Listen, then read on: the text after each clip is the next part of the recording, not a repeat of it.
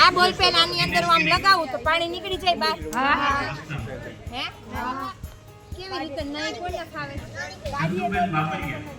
હા આને બોલ પેન ને બહાર કાઢીએ તો જ નીકળે બાકી નીકળે નહીં. તો આને આ બોલ પેન નાખ્યા પછી ઓલી બાજુ કાઢું તો પાણી નીકળે નહીં.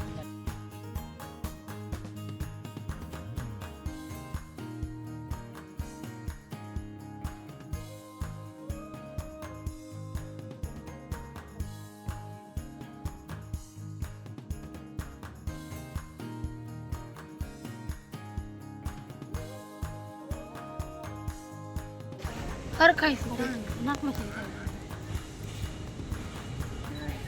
લ્યો આ મોરી ગડ્યો નાખ દે છૂટી હવે. જો બે બાજુ પેન અંદર ફિક્સ કરી પાણી એમાંથી આમ આ તો ઉપરથી પાણી બહાર આવ્યું એટલે બાકી એની અંદરથી પાણી બહાર આવતું નથી.